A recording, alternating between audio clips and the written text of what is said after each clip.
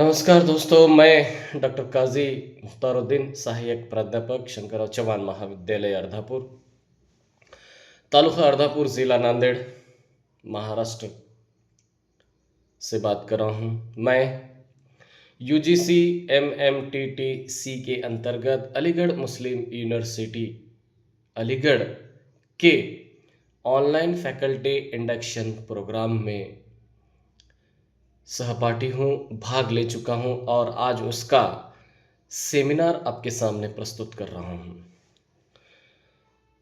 दोस्तों, मैं एक ऐसे विषय पर आज बात करने जा रहा हूँ जो बहुत ही महत्वपूर्ण है, सभी के जीवन से जुड़ा हुआ है, सभी के मन से जुड़ा हुआ है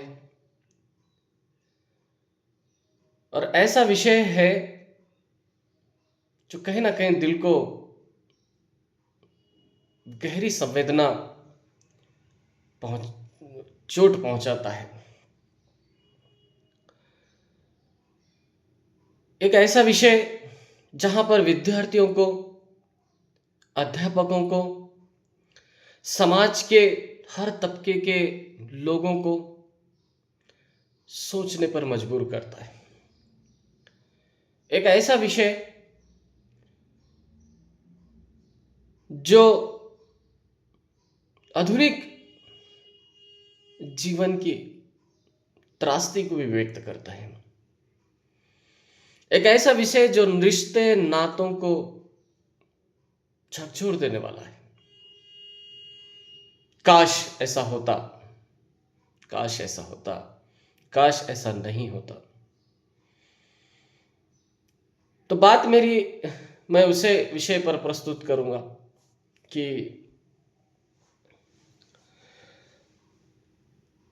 ये रिश्ता भी एक ऐसा है। बात उन दिनों की है।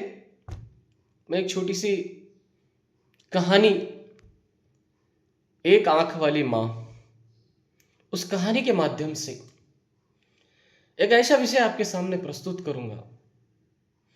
तो दोस्तों, बात तो उन दिनों की है जब एक अधेड़ उम्र का आदमी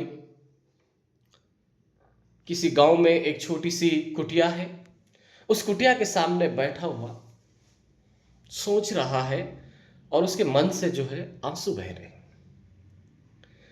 गहरी संवेदना में है, गहरी सोच में है, न जाने कौन सा विषय उसके मन में चल रहा है। तो बात यूं थी कि वो जो अधेड़ उम्र का व्यक्ति है, थोड़ा सा सोचते सोचते वो पीछे चले जाता है। जब वो स्कूल में जाता था, उसकी मां ने उसके बड़े ही चाव के साथ उसे स्कूल में दाखिला दिया था, प्रवेश दिया था। लेकिन उसकी मां जो है, उसको एक आंख होती है, एक आंख उसकी किसी हादसे में चली जाती है। तो एक आंख होने की वजह से वो महिला दिखने में थोड़ी सी आम महिलाओं से अलग लगती थी। इसलिए कुछ गली के बच्चे जो नासमझ है, वे कभी कभी हंस लिया भी करते थे। ये बात उस अनजान बच्चे को अच्छी नहीं लगती थी। इसलिए उसके मन में एक टीस रहती थी कि मेरी मां को एक आंख है और इसके वजह से मुझे मेरे दोस्त, छोटे बच्चे मुझे बहुत ज्यादा चिढ़ा रहे हैं, मेरी हंसी ले रहे हैं, मेरा मजाक कर रहे हैं। उस लड़के को लगता था। कभी कभार वो अपने स्कूल चला जाती थी बच्चे को देखने के लिए, बच्चा पढ़ाई कर रहा नहीं कर रहा, उसके अध्यापकों को पूछने के लिए। उस बालक को वो अच्छा नहीं लगता था कि मेरी मां स्कूल आए, क्योंकि उसको लगता था, उसके मन में ये भाव बैठा था कि मेरी माँ अगर स्कूल आ गई, मेरे दोस्तों ने मुझे देख लिया, तो ये दोस्त मुझे कहेंगे कि तेरी माँ को एक आंख है। उसको अपने आप को अंदर से अपमान महसूस होता था, इसलिए वो माँ से दूर रहना चाहता था। जो इसकी बचपने से ऐसी एक फीलिंग बनती गई थी। धीरे धीरे समय बीतता गया, वक्त की आंधियां, वक्त का तकाजा बदलते गया, और वो जो छोटा सा लड़का है वो भी साथ साथ बड़ा होते गया, और अपनी पढ़ाई पूरी करने के लिए एक दिन शहर चला जाता। माँ वही है, उसी कुटिया में। माँ का ख्वाब है कि मेरा बच्चा बहुत पढ़ा लिखा है, बहुत पढ़े, बहुत ऊंचाई पर जाए, बहुत तरक्की करे। दुनिया की हर माँ का ख्वाब होता है।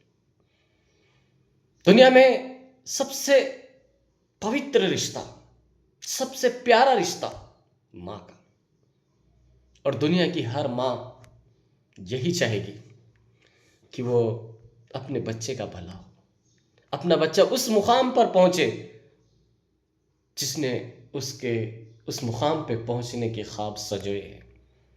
बेशक दुनिया की हर माँ ये कहती। महाराष्ट्र में एक मराठी में बहुत अच्छी माँ पर बहुत सारे दुनिया की हर भाषाओं में कविताएं लिखी गई है।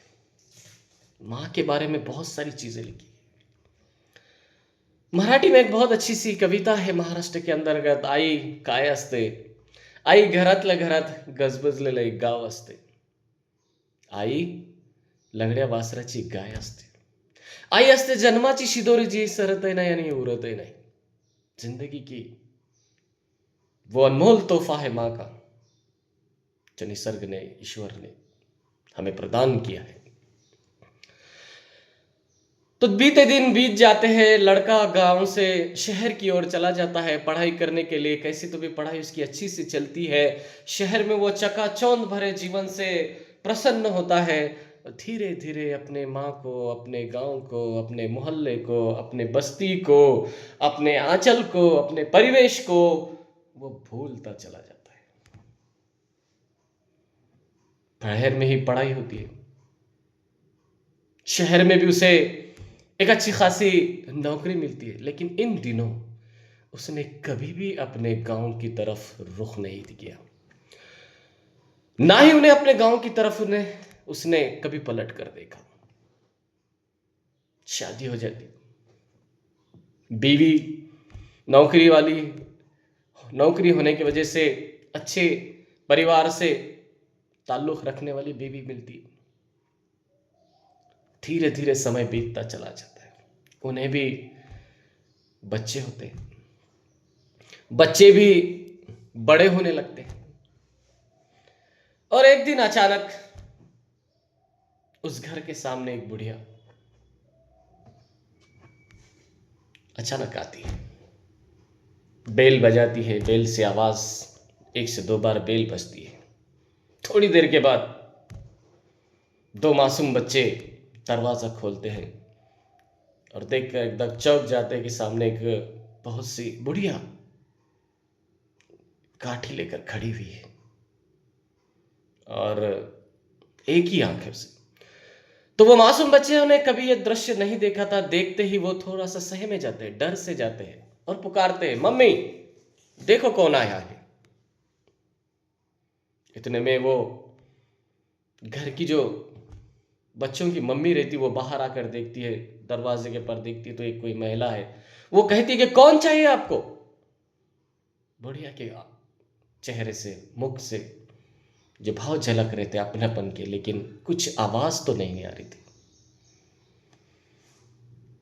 इतने में बाहर दरवाजे पर शोर सुनाई देता है, आवाजें सुनाई देती। तो अंदर से आवाज आती, अरे भाग्यवान कौन है घर पर दरवाजे पर। वो कहती कि कोई बुढ़िया आई है, और मैं कहती हूँ कौन है तो बता नहीं रही है, बस आई है, शायद पता भूल गई है। वो आकर देखता है, बाहर आकर देखते ही वो चौंक जाता है, क्योंकि उसने अपने बीवी को ये नहीं बताया था कि उसकी भी माँ है, उसकी माँ जिंदा है। ना उसने अपने बच्चों को बताया था कि उसकी माँ जिंदा है। वो खामोश रह जाता, माँ को अपनी पहचान नहीं देता क्योंकि सामने बीवी बच्चे खड़े हैं। वो कहता है कि कौन आए हैं, आप कौन हो, शायद पता भूल गई हो तो आप चले जाइए। इतना देखते हुए बुढ़िया कहती कि हाँ, मैं पता भूल गई हूँ, मैं गलती से यहां पर आ गई हूं। इतना कहते हुए बुढ़िया रूंधे हुए गले से मन में हजारों भाव लेकर उस घर से वापस चले जाए। लेकिन वो लड़के के मन में कोई भाव उत्पन्न नहीं होता क्योंकि वो बचपन से माँ के प्रति उसकी संवेदना असामान्य सामान्य नहीं थी, आम लोगों की तरह नहीं थी। जैसे ही बुढ़िया चले जाती है, बहुत दिन बीतते, लेकिन गांव की तरफ कभी भी उसको जाते। लेकिन एक दिन गांव की तरफ एक छोटा सा प्रोग्राम रखा जाता है और उसे खास तौर पर उसको उस प्रोग्राम में बुलाया जाता है। इसने कुछ तो अपने बीवी को बच्चों को बहाना बनाया और गांव की तरफ निकल गया। ये बात उस बुढ़िया को मालूम होगी कि मेरा बेटा आने वाला है। वो गांव में अपने कुछ बचपन के पुराने दोस्तों के बुलाने पर कहने पर गांव आता है। वो प्रोग्राम हो जाता है और उसको मन में आता है कि चलो अपने उस बचपन जहां मेरा बीता है, जहां वो बचपन उसने बिताया है, उस कुटिया पर जाए, देखे तो सही क्या है। जैसे ये कुटिया पर जाता है, देखता है तो कुटिया का दरवाजा बंद है। जैसे इसे देखते हैं कि आसपास के पड़ोस के लोग आ जाते हैं, इसे कहते हैं कौन हो भाई आप, कभी तो देखा नहीं। वो अपनी पहचान बताता है। सब लोग कहते हैं कि अरे तुम हो, और तुम्हें अब फुर्सत मिली है अपने घर आने के लिए, और तुम्हारी माँ तुम्हारा इंतजार करते करते करते करते वो भी बेचारी चल बसी है। इतना कहते हैं उस आदमी को। वो कुटिया का दरवाजा खोलकर कुटिया में प्रवेश करता है। जैसे प्रवेश करा, उसको एक वहां पर चिट्ठी लिखी होती है, चिट्ठी उसे मिली होती है। वो चिट्ठी लेता है और चिट्ठी पढ़ना शुरू करता है। उसमें लिखा होता है कि बेटा तुम गांव आने वाले हो, ये मुझे पता चला था। तुम गांव आए हैं, आओगे, और आने के बाद अपने घर जरूर आओगे, ये भी मुझे मालूम था। आज तुम घर आए हो अपने, लेकिन तुमसे मिलने के लिए मैं अब नहीं रहूंगी। मेरी हालत, मेरी तबीयत इतनी नाखाज है कि मैं तुम्हारा इंतजार करते करते करते करते थक चुकी हूं। बेटा बेटा मैं तुम्हारे घर एक बात बोलने आई थी। मैं नहीं चाहती थी कि मैं ये कभी बात बोलूं। मैं चाहती थी कि तुम्हें दुनिया की हर खुशी मिले। मैं चाहती थी कि मेरा बेटा उस मुकाम पर पहुंचे जो वो तुम पहुंच चुके हो। बेटा मैं एक बात बोलना तुम्हें नहीं चाहती थी, लेकिन आज वक्त के तकाजा है कि मैं तुम्हें यह बात बताऊं। जिंदगी भर तुमने बचपने से मेरी एक आंख को लेकर आपत्ति जताई है। तुम्हें पता है, तुम जब छोटे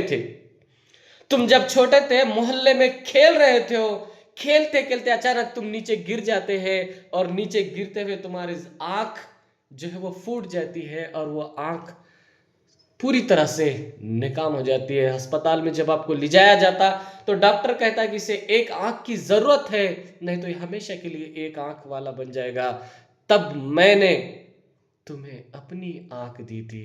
मैं नहीं चाहती थी कि तुम जिंदगी भर एक आंख पर रहो। आज जो तुम दो आंखों से देख रहे हो ना बेटा, वो एक आंख मेरी है। मैंने अपने जीवन में, मेरे बेटे ने कभी ये महसूस नहीं होना चाहिए कि वो एक आंख वाला है, इसलिए मैंने मेरी आंख आपको दी है। बस इतना कहना था।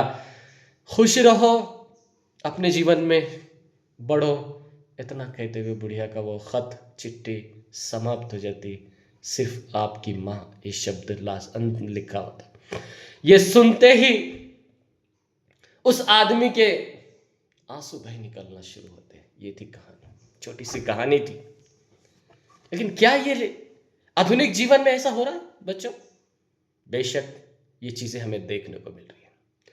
आज पढ़ाई के दौर में, आधुनिकता के दौर में, भौतिकता के दौर में, पैसे कमाने के दौर में हम अपने आप को भूलते जा रहे हैं, रिश्तों को भूलते जा रहे हैं, नातों को भूलते जा रहे हैं। कोई गांव की तरफ देखने को तैयार नहीं है, गांव की तरफ बूढ़े माँ बाप बैठे हुए हैं, बच्चे अपने पढ़ाई करते हुए, कोई शहर जा रहा है, मेट्रो शहर जा रहा है, देश जा रहा है, विदेश जा रहा है। इधर मरकर पड़े भी तो कोई उनको पूछने वाला नहीं है। यहाँ तक कि आए दिन हम दैनिक वर्तमान पत्रों में, दैनिक समाचार पत्रों में पढ़ते हैं कैसी कैसी घटनाएं होती है।